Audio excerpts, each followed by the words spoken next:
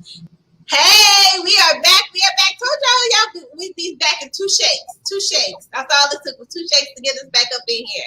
How y'all doing?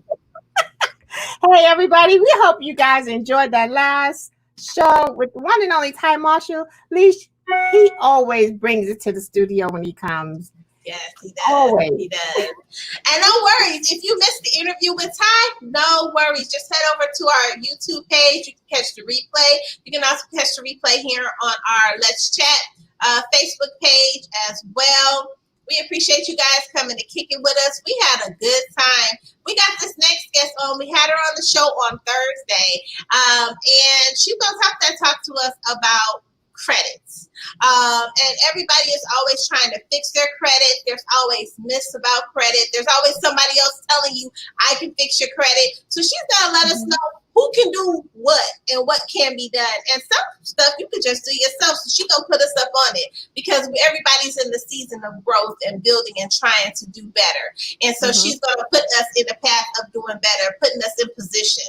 So we appreciate Apryl from coming and kicking with us. Let's bring her on in here. Welcome, welcome, welcome. Hey, y'all. Hey, Apryl, welcome back.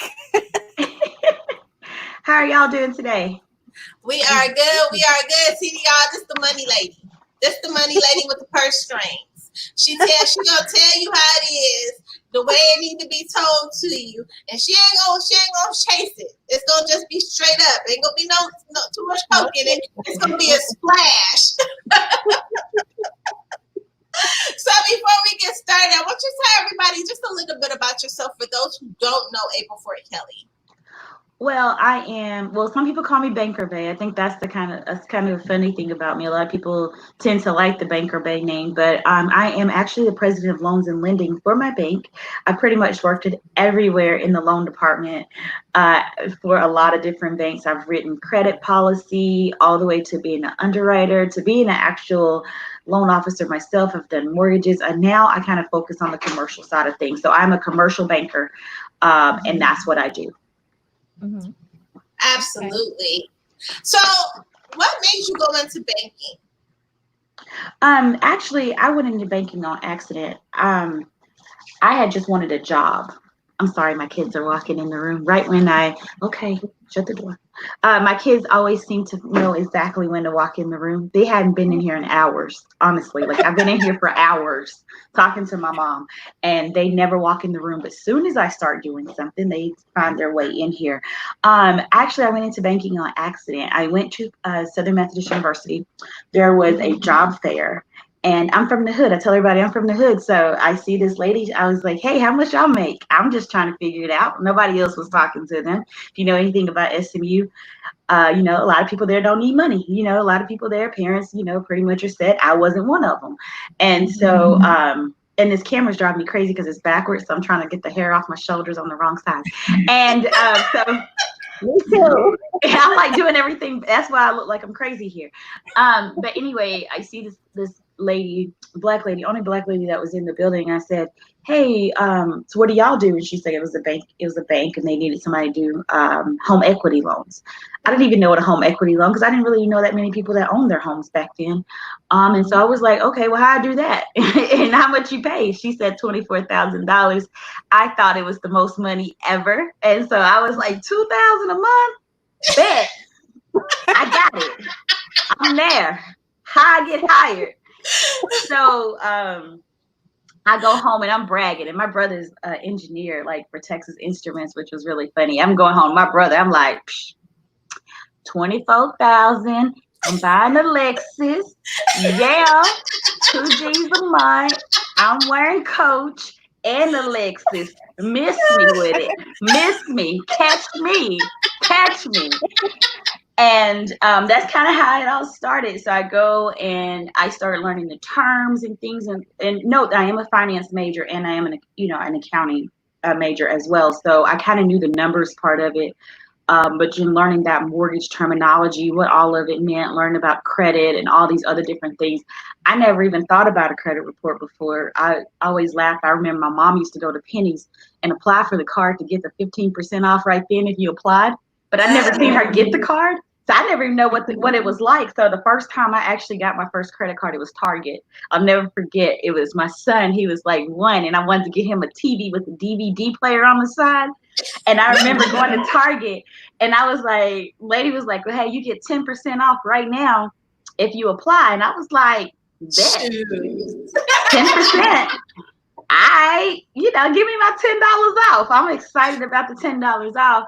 And when she said approved, I was like, so what that mean? And she was like, well, you can use it right now if you want to. And I was like, I can use what?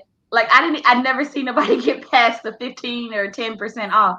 So anyway, that was my first card, was a Target card. And I got my son a TV with the little DVD player on. I thought I was balling. Like, I was like, yeah, mom was making it, because it was like a flat screen. Like, I was like, you know what? He's full. He's full. I made it. So, but that's how I got into banking. I worked for Syntex Home Equity. I was a home loan specialist, refinance specialist for them. So I would basically call people in California and Florida and get them to refinance their homes. I would call it putting them in credit rehab, fixing their credit, understanding their credit, understand their mortgage payment, debt consolidation type things. I became really good at it. And so instead of that 24,000 I thought I was going to make, I ended up making about 70,000. And so I got too good at it. And so they were like, hey, we need to get her off. We paying her too much in bonuses. And that was the first year I made about 76,000. The second year I made about 110. And they were like, yo, because I knew how to change my voice. I was talking about the dogs in the background. Like, I was doing all the things that made people comfortable with me in California and Florida. And I ended up going into the underwriting world and doing some risk analysis for Syntex Home Equity. Left there, went to Wells Fargo, wrote credit policy for Wells Fargo, became a underwriter for Wells. Moved to Birmingham because I was with Wells Fargo, and came to Birmingham to teach other people how to underwrite loans. And the rest is history. I worked for Regions, Wells Fargo, all the rest of them. Okay, I want to go back because you talk about home refinancing, and I love the fact that you always, if you guys don't follow her on Facebook, you should. She always drops jewels. This is refinance season, because so much is going on. I'm thinking a lot of the lenders are like, let's get them to do something. Drop some jewels and help people to understand, because a lot of people, they don't know what they know because they know it. They might hear it, they might Google it, but they're not really sure on what it is that they're doing. Like when you walked in, you got that Target card, you were like, what's that? Okay, what I got to do now? So when it comes to refinance, talk a little bit about that. Drop some jewels on them, so to prepare the people who are homeowners and they're trying to figure out, okay, what can we do right now in this season? So let me just tell you a couple of things. First thing I say, refinance season is like hot girl summer season, right? Some of us ain't ready for it yet.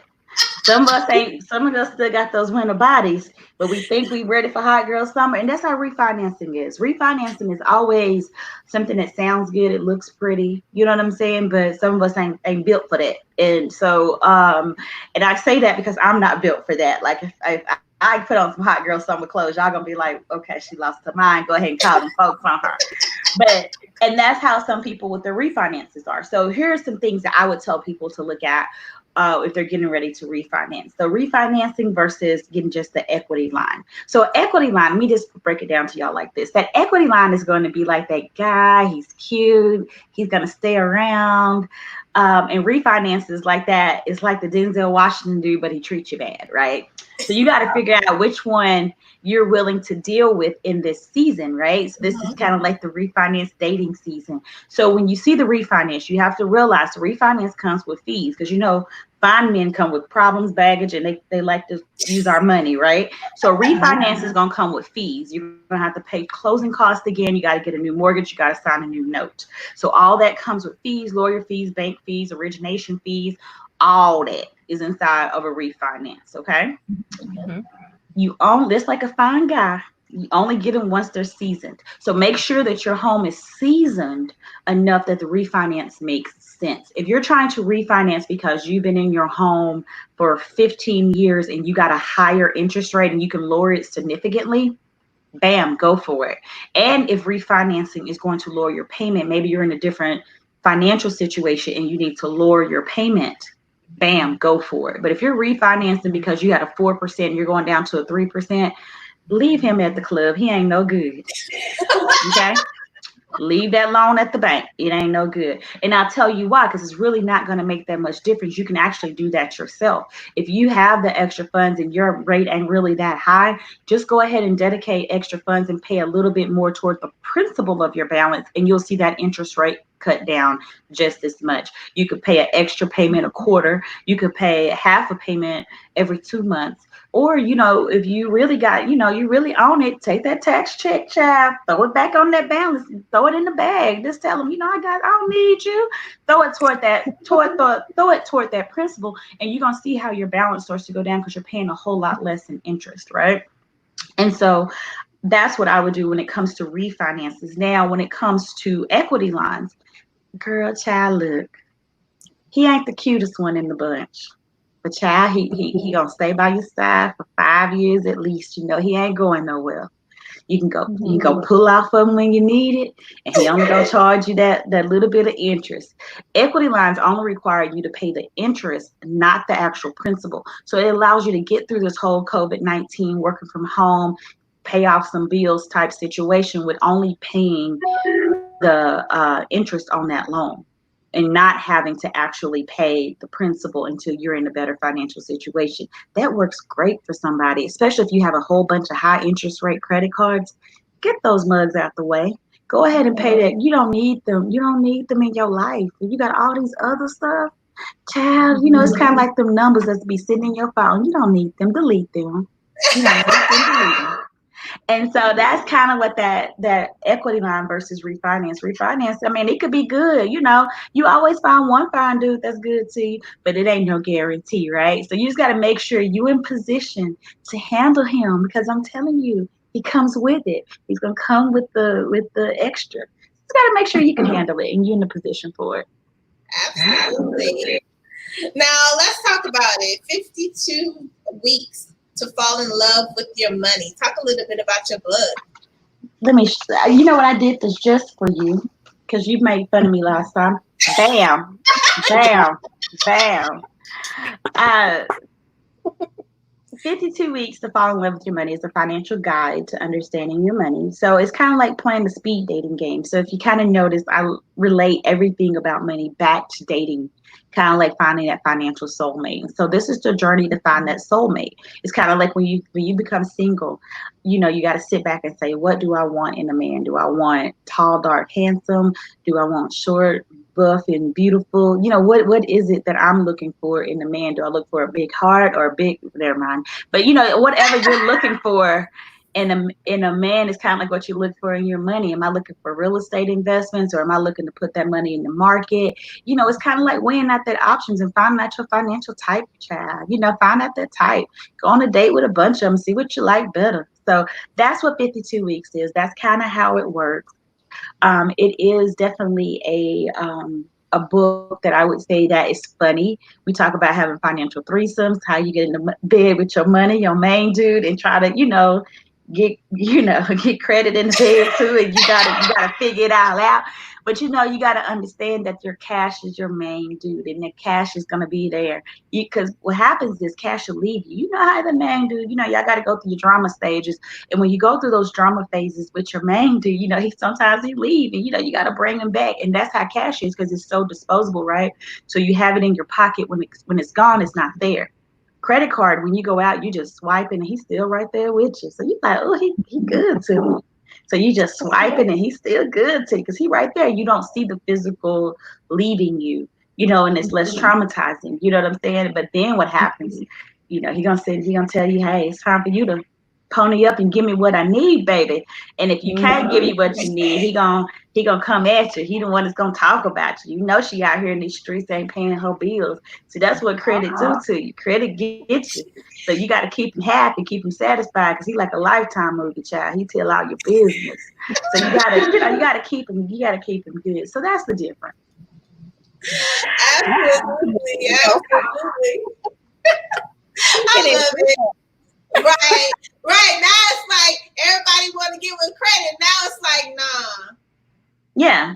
You gotta learn. Kids. You gotta learn it. You gotta learn to keep your side dude happy too. You know, you gotta learn, like, you know what, I can't be fooling with you all the time. But you know, every now and then, you know, all of a sudden I might slide through. You know, I might slide through. So, you know, you got to learn how to do that. So 52 weeks just kind of takes you on the journey. We talk in all seriousness, though. I joke around a lot about it because I see things. I'm so visual. It's really crazy. But we talk about the different types of investments. We talk about going on a speed date with a financial advisor. We talk about the different types of bank accounts, from money markets to actual savings accounts to checking accounts. Like, what does all that actually mean? So all that's in the book. So you kind of go through a guide, and it really, in the book, you're able to kind of write out what you're thinking. So you can write, I don't know if you guys can see that, but you can kind of write. It has lines where you can, oh, wrong side. You have lines where you can kind of write it out and things like that. So it goes from everything from gifts when you're dating somebody. How do you know what kind of gifts to give? How do you buy a house? How much house can you buy?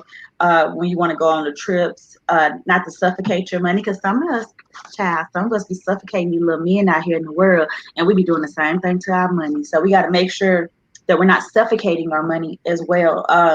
529 accounts, home equity lines, paying off debt early, the power of no, getting rid of financial clutter. Because some of us, really, the funny part about most women is that we can't put new money into our purse because we have our purse filled with so much financial clutter. And when I mean financial colors, we haven't been able to get rid of the old stuff yet, right? Mm-hmm. And so you can't, when you put your hand in your purse, all you're thinking about is the bills I didn't pay before. We're not thinking about, or what the mistakes that I've made financially. We always think about our mistakes instead of thinking about what could be in there. So there's no room for anything else. There's no room for improvement because we have in our minds that we've messed up and we're not good with money. I hate to hear people say, oh, I'm not good with money. Well, that's a discipline thing. That just means you're not disciplined.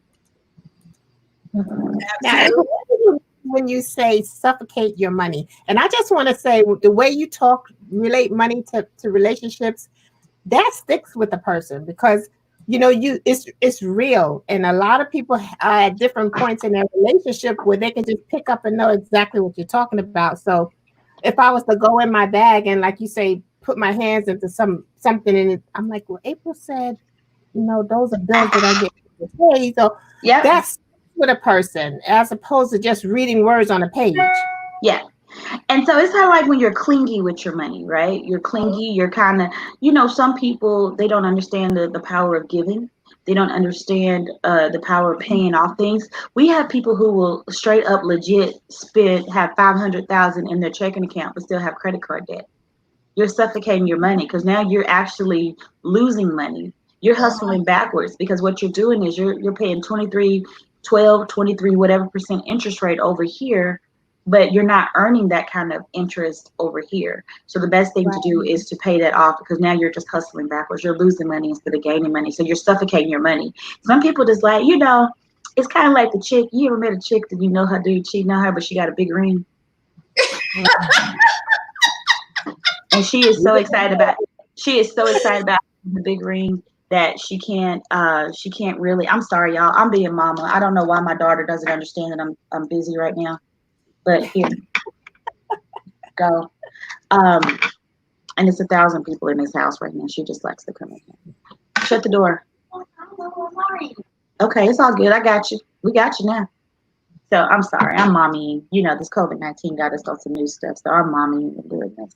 But she just got a big ring. So she likes the way it looks, right? You like the picture. You like the thought. And you're like, girl, you got to find your happiness. So some people like the thought of having a bunch of money in the bank. Some people like the thought of holding on to it. But in the meantime, they're still losing. Everybody know they losing. You like, yeah, your ring big, good. And so, and people in the credit world are like, yeah, you got money in the bank, but, and so that's kind of how it is. She's suffocating her money. And then you end up spending so much more than what you charged in that interest. It just continues to add up. You just literally throwing money out the window. Yep, exactly. Free money. And then payday advances. Them payday advances, they scrubs. I'm just saying. They the ones that's driving on the passenger side of the best friend's ride. Those payday advances be like that one time you want to get you somebody from the hood, the little thug dude that's kind of hanging on the block. And every time you get paid, he talking about, I need to re-up. And you like, hold on now. Hold up. I just got you some money. He driving your car while you at work. Yeah, that's what those payday advances are. He driving your car. You at work wondering if you got gas when you get off. That's what those payday advances are. They look good. They got something good about it, right? They there. But you like the potential. But you got another book. Now, this other book, it says Recovering Financial Heartbreak. Oh, yeah. So I have 2 books that are coming out July 1st. Recovering from Financial Heartbreak, we released it the first time we came back, and now we're re-releasing it. So it has a lot of different information in it this time. So we're very proud of it now. The first time I wrote it, I think I wrote it from another place because I was actually going through my divorce. And so I'm just kind of writing through steps, and I really didn't put my everything into it. So we're re-releasing it. And that's how your money is, right? Sometimes you fall off. Sometimes you think you're doing it and you're doing it right, you're doing the right things, and then it kind of falls off and you're like, what just happened, And so I tell people that story because people sometimes think that because we're in a certain area, we do a certain thing, that we don't have the same problems that everybody else do. No, absolutely have the same problems. So Recovering from Financial Heartbreak is basically about how do you recover? How do you, like, okay, damn, it all went bad. And now, but my granny used to always say, if I'm going to fall on my back so that way I can look up and get up, right? So now you done fail. Now it's just time to get up. And so it talks about rebuilding credit, getting stuff off your credit, what it's going to take for you to recover from, a foreclosure, what it takes to recover from the bankruptcy. How do you rebuild yourself? So it's a really cool book because it even gets into the point where now you're ready to date again. And, do I move him in with me? Like all that kind of stuff. It goes through all the phases that us as women, we go through. We go through these things, I sit back like, am I moving somebody in here again someday? Girl, no. So you gotta think about all these things when you're recovering, because it's hard, and it's hard especially if you don't know. And it's a lot of women, I see this all the time at the bank, they hadn't really been the point person with their money, right? Because their husbands probably paid the bills, or what I'm saying, or he wrote those checks, or he had that income. So now you're down to one income. What do you do? So and that's where Recovering from Financial Heartbreak comes from. No problem. And like, as far as refinancing, going from 4% to 3%, repairing your credit that you're talking about, you can do it yourself as well. Why spend all that money for someone else to do what you can do? There's so many money saving tips that you provide that, it's just a matter of, the key word is discipline. Yeah. And so but sometimes we just don't know. So when people say repairing the credit, you can do it yourself, I'm 100% with it, right? You can. Everybody can do it. But it's just like everything else. A lot of people can go to the store and pick up your food, but it kind of seems better when you get it through shipped or through one of the delivery services, right? I could go to McDonald's, but Uber Eats bring it right to the door, right? And so I think it just depends on what you feel comfortable doing. So because when repairing your credit, you're disputing stuff, you're going through your credit report, I think it's better for you to do it yourself. And the only reason I think that, if you have the time, is because now you're disputing things and you know the story. So when you're explaining what happened, you can explain it better than anyone else can explain it, and you have a better chance of getting it off. But also, just knowing the little rules and little techniques, everybody don't know them. So if you are credit illiterate, and that's not a bad thing, because in our community, we don't really talk about that a lot, right? And that's why people are able to do that. We don't really talk about, only time you see people talk about their credit when they got good credit.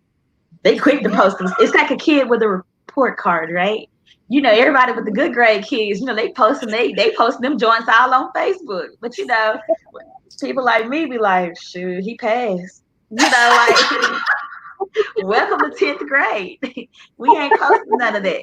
We ain't doing that. You know, we like, thank you, Lordy. You made it. You did it. You know, we going to 10th grade. We going. We there. You know, but I think that that's kind of the same way with credit. People with 800 credit scores always want to tell you they got 800 credit scores. I used to date this guy. I remember we was dating, and we were inside, and I didn't have good credit. Honestly, I didn't even know anything about credit. Like, I worked at the bank. I was making money, but my dad always said people who use credit cards don't have cash. So I just never even thought about using my own credit. And I remember I was dating this guy. We were in Sears. Of all places, we were in Sears. And I seen something I liked, and I was like, oh, this is nice. He said, well, put it on your credit.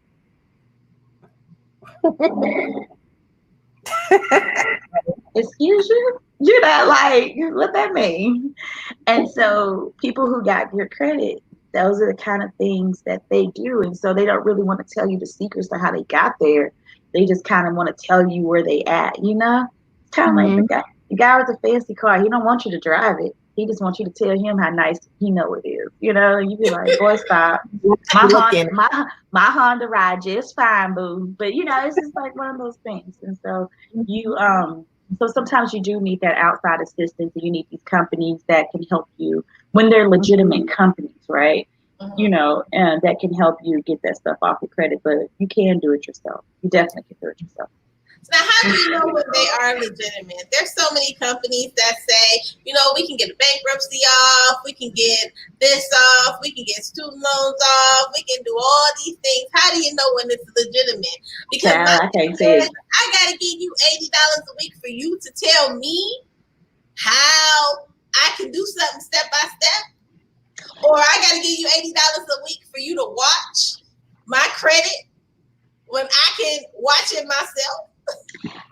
Child, I can't tell you because I don't know, because I've never signed up for one. Because you can go to Experian.com, Equifax.com, TransUnion.com, Credit Sesame, Credit Karma. They all gonna tell you whenever something happened on the mug. I get about 15 emails a day every time I swipe a card. They be like, your balance went up on, you had an increase on your balance on this card. So I don't know exactly what those companies do, but I don't knock them. I just don't know exactly what they do. I have some friends that swear by them and they work for them, and it's kind of like a, you know, like a multi-level marketing thing. I don't really know, so I don't speak on stuff I don't know, but I know that you can definitely go to any of those sites, or you can go to annualcreditreport.com, pull your credit report, see what's on there.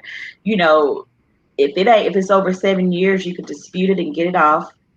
If you have it in collections, I pay the main company and then call the collection company and tell them you need to remove it from my credit. Don't pay the collection company, because when you pay the collection company, they're going to leave that on your credit as a paid collection.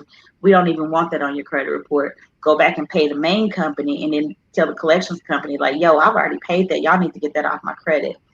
That works. I know for sure that works. You know, and if it's something that's bad, you just try to either pay it. If you can't pay it, wait till it's 7 years. Depends on how old it is and how much it's really affecting your credit at that point. So I just think like things like that are the things that I would probably look at the most. I would never make arrangements with a collections company if they call you. Me don't speak no English, you know, because you don't want them to keep calling you. And once you make arrangements with them, they can start that 7-year period over and over. If you make an agreement to pay, they start that period over, you know, again. So that's some of the things that I would definitely think that I would consider when looking at, you know, credit. I love it. I got like a little echo. Is your Facebook up? No, mine's not. Okay, maybe it's mine. Hold on. Let me see. But I'll tell y'all this too. One thing that I would definitely tell you guys, the best way to fix your credit is to get good credit. So if you messed up so much in the past, you know, you try to fix the past, but really it's just starting over from the future. You know, go out there, get you a secured card, start paying it on time and letting them see that you got some good credit. Get you a car. You may have to pay a higher interest rate, but look, you messed up. Not the credit company, right? You messed up, so Mhm. now you paying a little bit higher, but you pay it on time for 12 months and let them refinance your way out of it. Like you just have Mhm. to. You sometimes you got to bite the bullet just to get that credit back up and get it running and get it good again. So I definitely would say that. And April, tell us how important it is to try to maintain good credit. You don't want to go through your life with bad credit. Tell us how important it is to maintain some type of good credit. Well, it's because like with anything else, right? You want to be able to have the good things in life, right? And you don't want to have to overpay for everything that you do, right? We don't. I always say we don't want the new rapper mentality. You don't want the rapper starter kit, right? Because that's the Right. mentality. You got to have that big knot in your pocket every time you go out somewhere. You're flipping out money and gonna get hit in the head on your way out because you don't have good credit, right? And you're just walking around with a knot like it's cute and it's like, dude. Like hit me.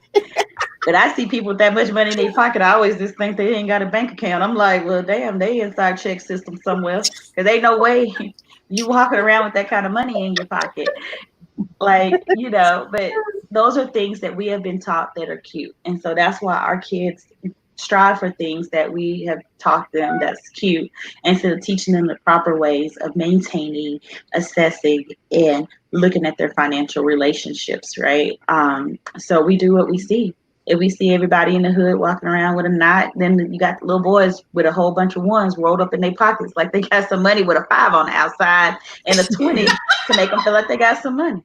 It make them feel like they balling. And so it's all about perception until people start saying, you know what, I pulled out my debit card, I pulled out my bank card, and now we have some kind of protection because even if they steal that card, you can freeze it, hold it, cancel it, whatever you need to do, and protect our money a little bit better.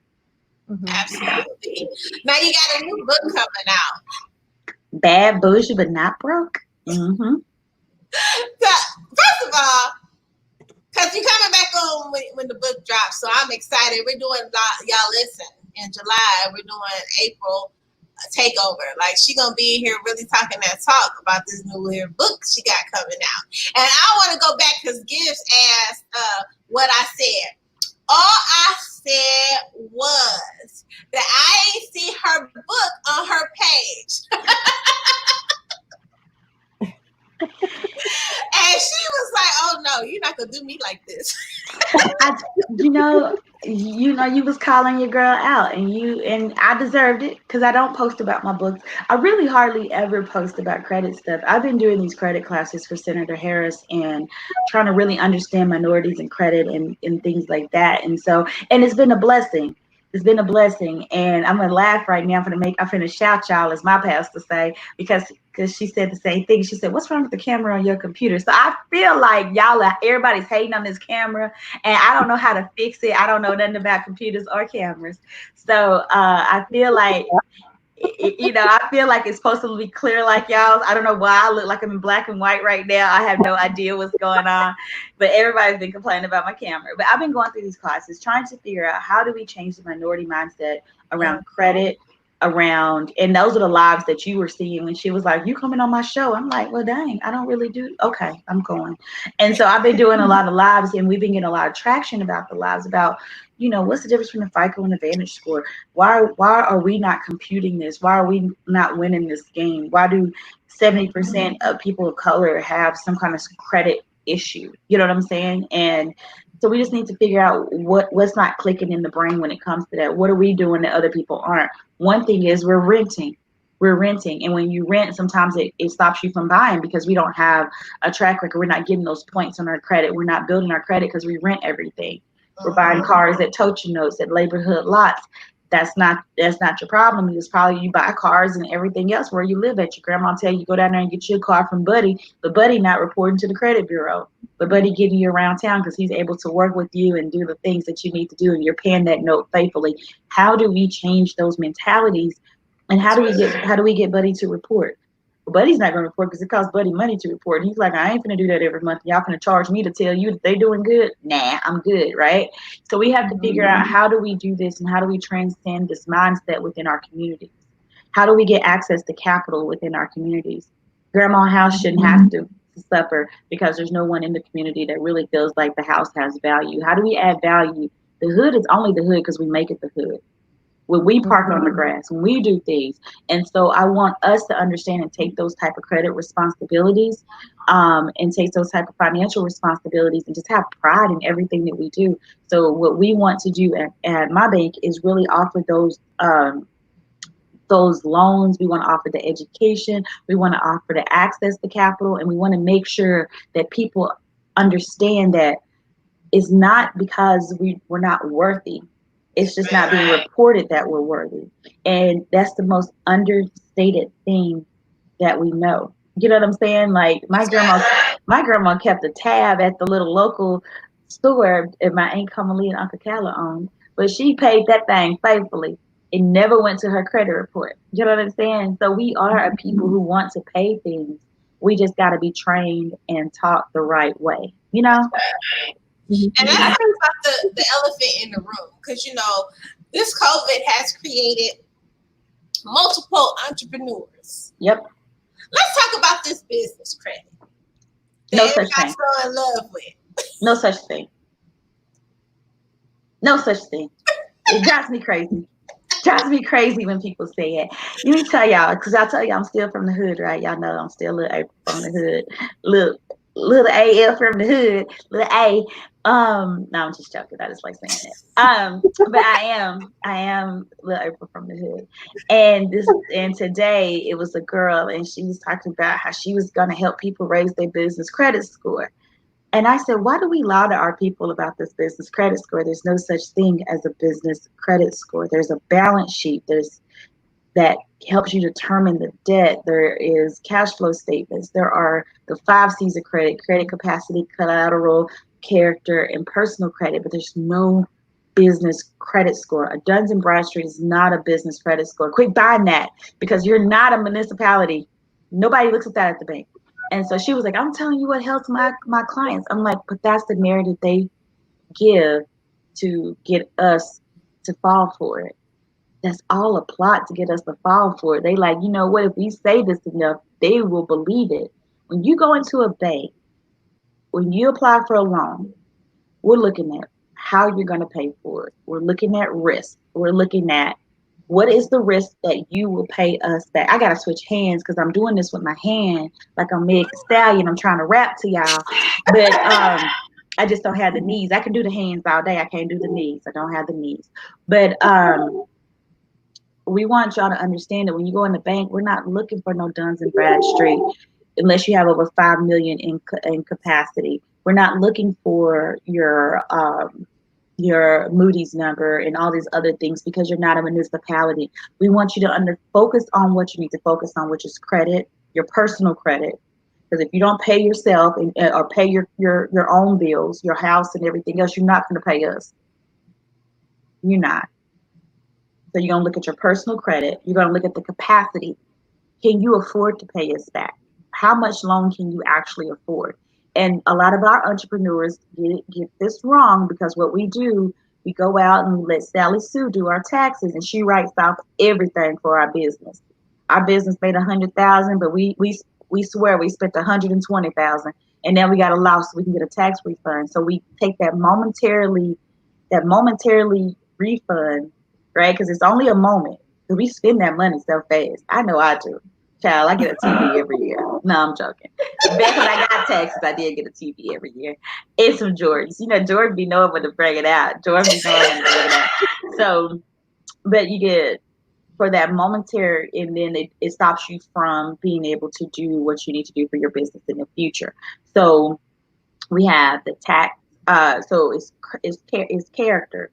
It's your personal credit. It's the capacity, the ability to pay for it. Whatever you have left over. If you made $100,000, it took you $50,000 to operate your business. That means you have $50,000 left for the year. That will tell you exactly what you could. That's how much debt you can handle. Okay. And then you have collateral. A lot of us don't have collateral because we don't build assets. But when you have collateral, we're able to loan for you because now we have something we can take. Like for instance, your house could be collateral. If you're buying a building, that building is collateral. If you're buying trucks, those trucks are collateral. If you're buying equipment, that equipment is collateral. And so those are the 5. Hold on, did I say them all? credit, collateral, capacity, character. We got to know who you are. So we need to know who you are. Don't real talk. I had the guy who was on the list of the dumbest criminals come into the bank and need a business loan. We thought, hey, nah, bro, we good, you know. So, you know, and then capacity is the last one. So we just want to make sure that we're looking at these things, and this is what you focus on as a business. Get that balance sheet together, get your P&L together, bring it to us. Don't write everything off. When you're going to be taxable or you're going to be lendable. If you want to write everything off on your taxes, we can't lend you no money. Now, if you really lost everything on your taxes, if it really cost you that kind of money, then guess what? You just don't need to borrow money right now. You're not in the position to borrow. But if you're doing it to get a refund or to prevent from paying taxes, you're really only doing yourself a disservice. Okay, I'm off the soapbox. Thank you for listening to my TED Talk.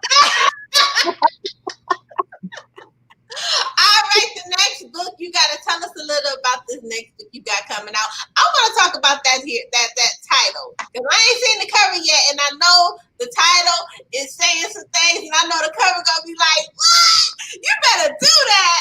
Okay, the title. Tell us where you got the title for your next book from.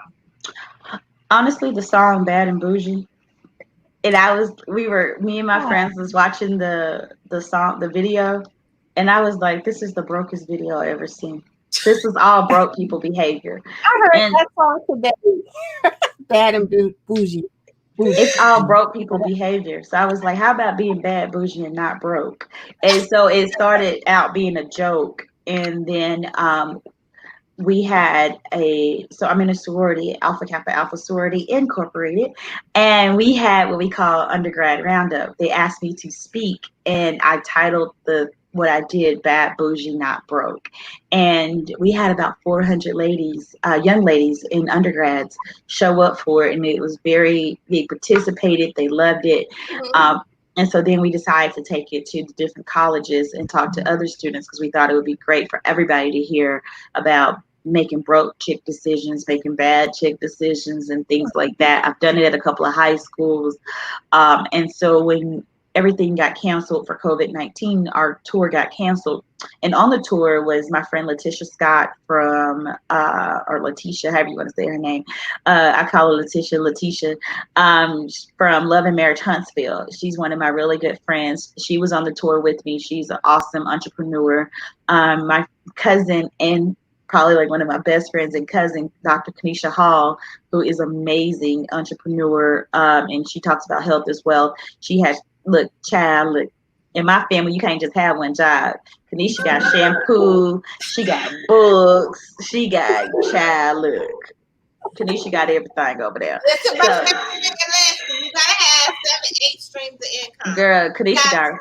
Look, she got houses. I told her she'll teach me how to get my groove back, because her book, Sex Life After, is amazing. And so I tell her, man, I go over there. She got a place for you to stay. She got to tell you how to get your groove back like Stella, and she gonna give you some shampoo to wash your hair. So I just can't miss her. So Kanisha is Dr. Kanisha was on the tour with us, and also the great Vanessa Petway. Vanessa is a minister, but she speaks to money. She does money ministry, and it is amazing. Like, she tells you how to manifest. So she has a page called Go Manifest. If you guys ever get a chance, she does an amazing Tuesday video, and she does a Sunday thing. So Vanessa is amazing. So I would definitely suggest you guys go out there and listen to Vanessa, and she inspires me a lot, so. You say Go Manifest? Yeah, Go Manifest. It's on Instagram and it's on Facebook. It's a really dope concept. So she does good. So those are the ladies that were on the tour with me. So you already know it's going to be banging. And Kanisha acts like me, but she's smart. So, hey, she was really going to teach some things. Letitia does the same thing. They're amazing businesswoman. She does real estate development, tell you how to get them coins together, how to invest in real estate. I just did her podcast, the Mommy Business Podcast. And I laughed because I said, I have conversations with other people about conversations they have with their friends. Like, oh, me and my friends was talking about this, and I'm like, y'all got time to talk about that? Because when my circle calls me, they like, you ain't, what we doing? What you doing? You ain't did nothing today? I'm like, nah, I was chilling. Oh, so you ain't made no money today? So we talk about making money. We talk about how many houses we own. We talk about how do we do this. We're talking about how to get to the next level. And if your friends ain't motivating you like that, you ain't popping. You ain't popping. And so we want to give that experience that I have every day. Like I am so freaking blessed because I get to talk to these ladies like every day. And I want to give that same experience to other women out there to hear these conversations, get that knowledge, because that knowledge is amazing. And so that's what Bad Bougie Not Broke is about. So those three ladies did the forwards in my book. So you'll hear those from those three ladies from their perspective: health is wealth, real estate, entrepreneurship, and from, I call it the Jesus factor. As from Vanessa, because she'll pray your socks off. She'll pray so hard you be looking for your socks. I'd be like, I know I had some socks on. You don't even know what happened to your socks after she pray over you.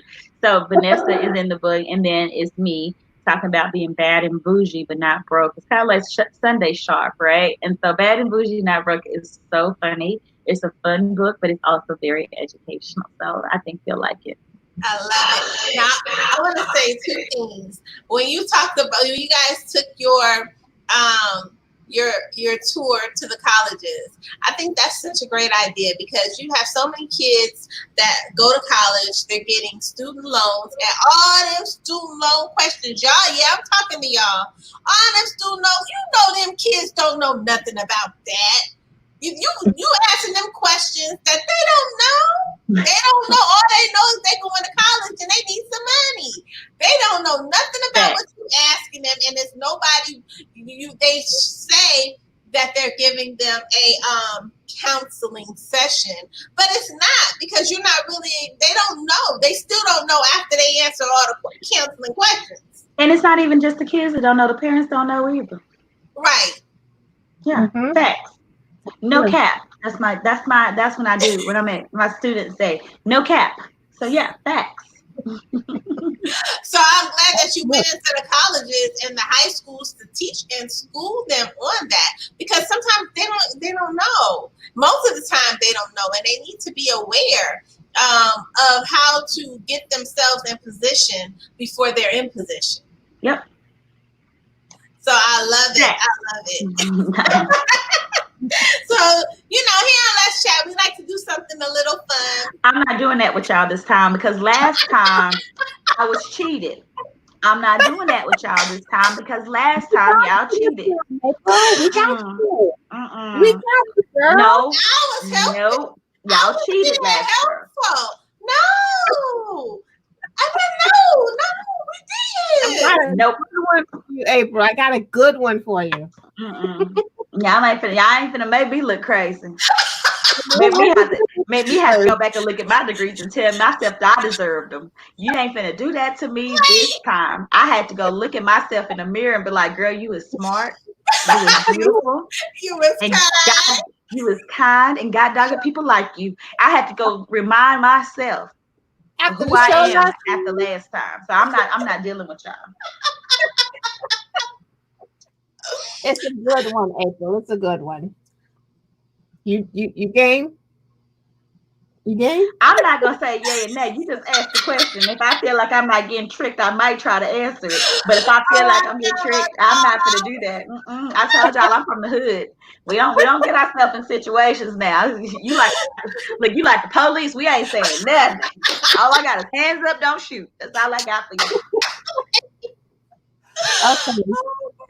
So I'm going to ask you a question. We asked our last guest, so he didn't get it either. Oh, you gotta make me feel bad. Make me feel good. So when I don't get it, it's okay. Yeah, okay. So he didn't get it either. So I have to send him the answer. But the question has to do with numbers. I got you 100%, right? I don't trust you.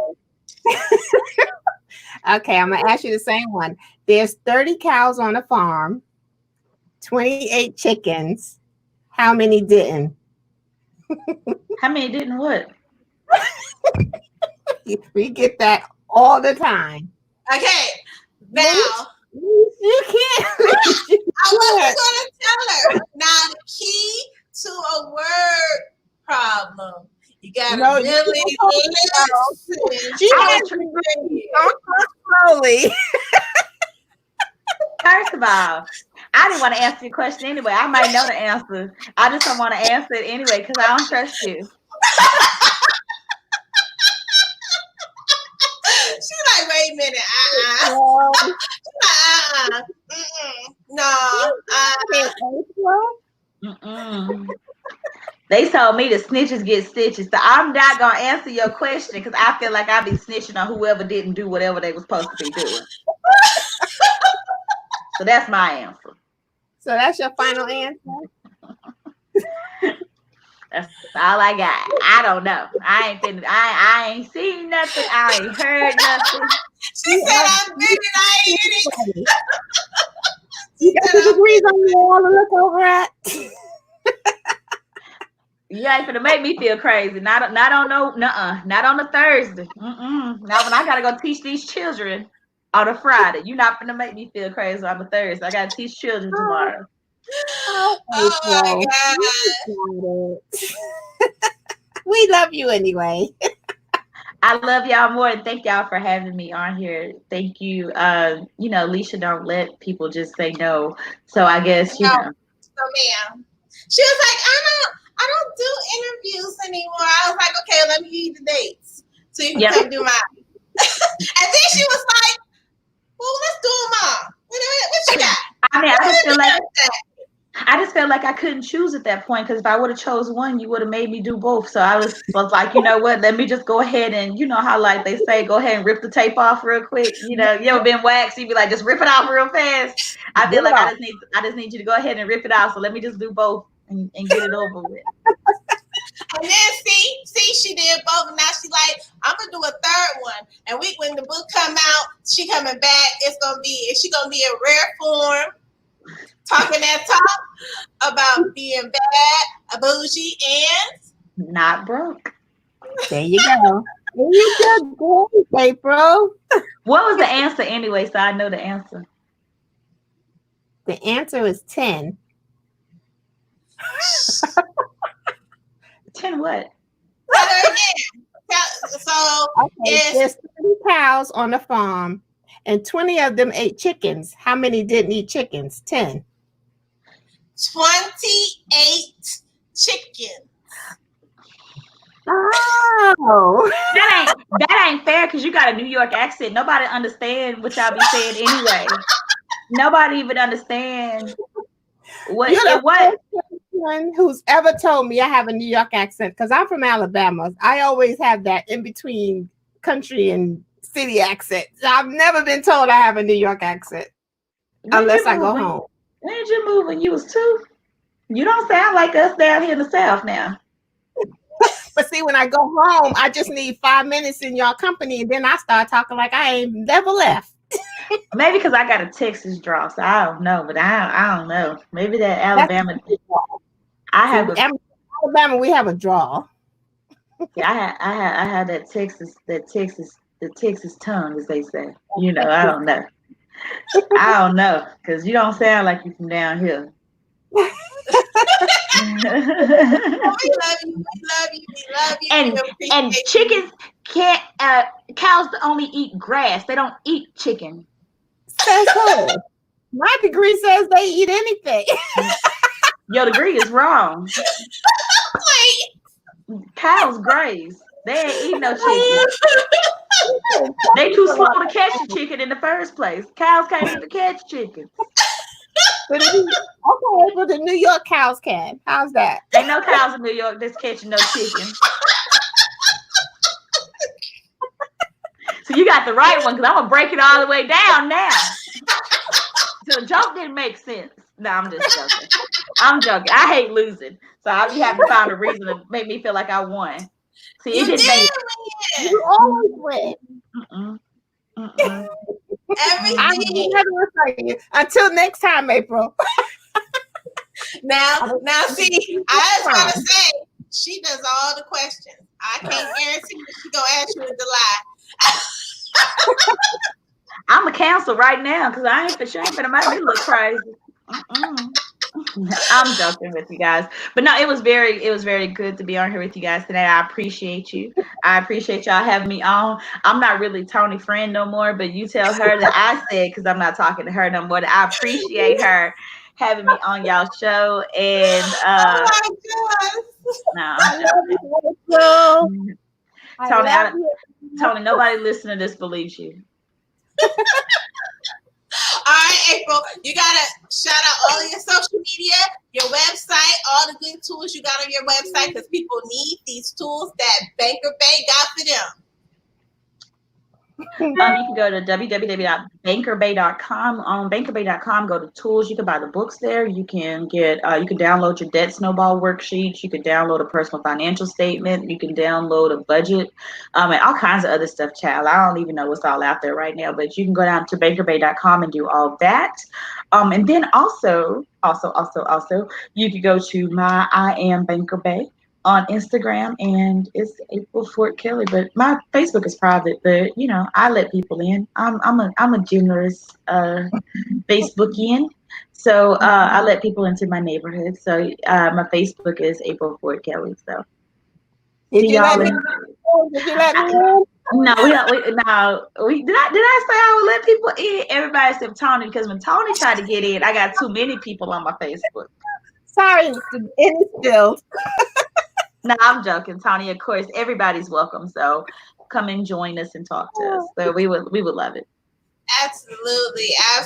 We so appreciate you. We love you. We thank you for coming to share your knowledge, your skills, and your time with us. Tell them babies thank you for allowing you to share you with us. Because even though it's a million people in the house, it's like, listen, she bang. I don't know who she's talking to, but I need some stuff done, and I'm gonna need her to get her life and come on in here and come and get what we need. They say I open yogurt the best in the whole house. They say I'm the best. Don't open up. my safety scissors are better than everybody else's in the whole wide house. So I dig it. They need me to open the yogurt. I don't know. My that's the cutting skills. Talent, girl. That's your talent. That's my talent, opening yogurt and making hamburger helper. I'm telling you, like, it goes a long way in life. They never had nothing like it before. So Well, we so appreciate you, April, and we will see you on next month when the best book about to come out, y'all. I done got my 2 copies. I got my 2 copies of the books. And y'all know I listen to books while I drive. So I'm trying to be down with the crew. And I'm trying to learn what she is giving us today. So we appreciate you, though. Well, I appreciate you guys, and y'all have a wonderfully blessed day. And we will see y'all soon. Bye. Bye. Oh my goodness. I love it. All right, y'all. 2 shakes. We'll be right back. If you're just tuning in, welcome. Make sure you check us out. You can check out the replays from our first 2 interviews we had. Check us out on our YouTube page, which is Let's Chat. You can also check us out on our Let's Chat page. We believe in that branding across the board consistently. Make sure y'all following us on Instagram, Let's Chat on Instagram as well, and Twitter. Absolutely. We will be back in 2 shakes with the marvelous, handsome Sean Sinclair.